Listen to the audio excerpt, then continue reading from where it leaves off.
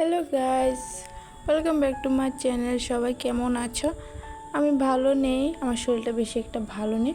তো আজকে আমি এই জন্যে যাব জলপাইগুড়ি, ডাক্তার দেখাতে যাব।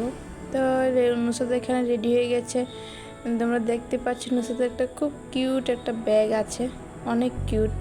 নুসরাত বাইক চড়ার জন্য খুবই আনন্দে আছে, এক্সাইটেড। ও বলছে তাড়াতাড়ি করো, আমি বাইকে উঠবো।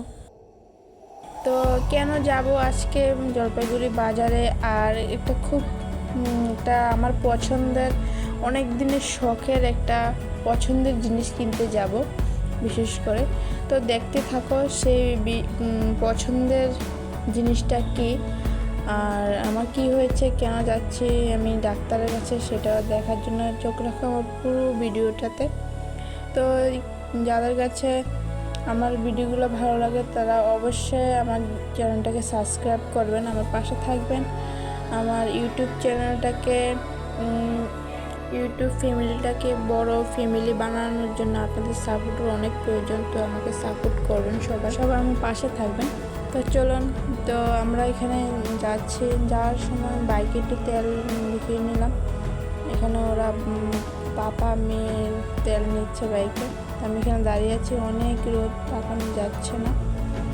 তো দেখতে পাচ্ছেন জায়গাগুলো অনেক সুন্দর। রানীনগর থেকে জলপাইগুড়ি যাওয়ার যে রাস্তাটা অনেক সুন্দর দেখতে।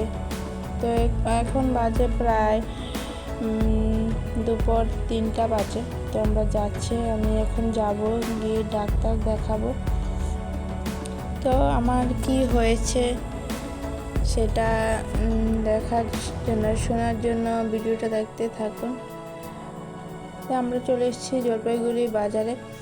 বাজারে যেরকম রোদ ছিল সেরকম লোকজনের সংখ্যা ছিল, অনেক লোক, মানে অনেকটা ভিড়াভিড়ি ছিল, এত গরমে দুপুরবেলা।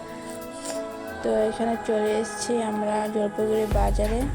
এখানে একটা খুব বড় স্কুল আছে, স্কুলটা ছুটি হচ্ছিল ওই টাইমে। আর এখানে একটা খুব বড় মন্দির আছে। তো আমরা ডাক্তার দেখিয়ে নিয়েছি। পাশে যে শপিং মল আছে, তো ভাবলাম একটু শপিং করে নিই। আর নুসরাত তো শপিং মলে ঢোকার জন্য খুব লাফালাফি করছিল। তো এখানে নুসরাতকে নিয়ে শপিং মলে চলে এসেছি। নুসরাত দৌড়াদৌড়ি করছে, এ পাশ থেকে ও পাশ, ও পাশ থেকে এ পাশ। ও কী করছে দেখতে পাচ্ছেন আপনারা। তো আমার হয়েছে শরীরটা, গ্যাস বেড়ে গেছে শরীরে। আমার যেহেতু লিভারের একটু সমস্যা আছে, তো গ্যাসটা অতিরিক্ত বেশি বেড়ে গেছে, যার জন্য আমার মাথা ব্যথা কম ছিল না, আর কিছু খাওয়ার ইচ্ছাও করছিল না। আমার শরীরটা দুর্বল হয়ে গেছে, এর জন্য আমি একটা মেডিসিন ডাক্তার দেখাইছি। এই ডাক্তারটা ছিল, যদি আমি ওই জায়গাটা ভিডিওটা করিনি, ডাক্তারের নেমটা হিটমার্টের পাশে আছে ডাক্তারের চেম্বারটা। তো এখানে শপিং করা হয়ে গেছে। তো এখানে একটা নুসরাত পাপাকে একটা শার্ট চয়েস করে দিয়েছে, নেবে না বলছে। আমি নিয়ে নাও, আমরা সবাই যেহেতু নিয়েছি। তো এখানে নুসরাত অনেক আনন্দ করছে। তো আমরা শপিং করে চলে এসেছি একটা রেস্টুরেন্টে। তো এখানে কিছু টিফিন করে নিয়েছি, যেহেতু টাইম বেশি নেই, টাইম শর্ট, নুসরাতের বাবার ডিউটি আছে। তো আমরা এখন একটা পিৎজা পার্সেল নিয়ে নিব। তো নুসরাত যেহেতু কিছু খায় না, ওকে একটা ফ্রুটি কিনে দিয়েছি। তো সন্ধ্যা হয়নি, হয়ে যাচ্ছে, দেখতে পাচ্ছেন অনেক সুন্দর দেখাচ্ছে, মানে এত সুন্দর, একদম মনটা পুরো ফ্রেশ হয়ে যাচ্ছে জায়গাটা দেখলে। এত সৌন্দর্য, লাইটগুলো সবগুলো জ্বলে গেছে, রাত্র হয়ে যাচ্ছে, সন্ধ্যা নেমে গেছে। তো আমরা এখন যাচ্ছি বাড়িতে।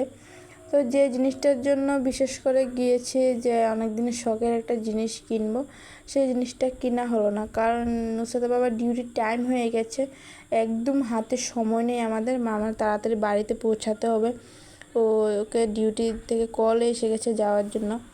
তো আমরা তাড়াতাড়ি চলে এসেছি। তো আমার মনটা একটু খারাপ হয়ে গেছে। নুসরাতের বাবা বললো চলো, কিছু না 2-3 দিন পরে এসে আবার নিয়ে নেবে জিনিসটা।